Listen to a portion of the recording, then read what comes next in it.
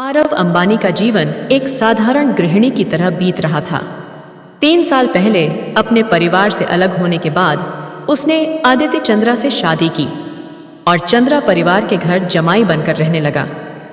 इस दौरान उसने अपनी सास के लिए ग्रोसरीज लाने से लेकर अपनी साली के लिए फैंसी डिशेस बनाने तक हर काम खुशी खुशी किया।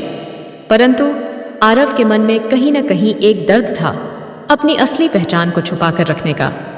आरव ने कभी आदित्य और चंद्रा परिवार को अपनी असली पहचान के बारे में नहीं बताया।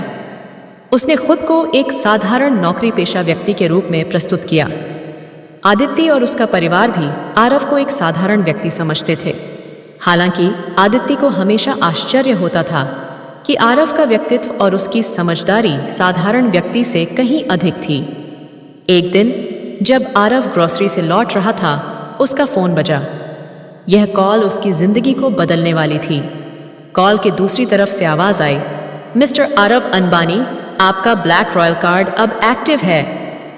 यह वही कार्ड था जो अंबानी परिवार के सदस्य को ही दिया जाता था। इसका मतलब था कि उसे अंबानी एम्पायर में वापस शामिल कर लिया गया था। आरव को अब यह समझ नहीं आ रहा था कि इस सच्चाई को आदित्य और उसके परिवार के सामने कैसे लाया जाए। उसने सोचने का फैसला किया कि वह सही समय पर सबको सच बताएगा। सच सामने आता है, एक दिन आदित्य ने आरव को किसी फॉर्म पर आरव अंबानी लिखते हुए देख लिया। उसने तुरंत सवाल किया, आरव, यह अंबानी नाम क्यों लिखा है? आरव को समझ आ गया कि अब सच छुपाना मुश्किल होगा। उसने आदित्य को सब कुछ बताया, कैसे उसने अपने परिवार से अलग होकर साधारण जीवन जीने का फैसला किया और कैसे वह अंबानी परिवार का हिस्सा है। आदित्य के लिए यह सब कुछ हैरान कर देने वाला था।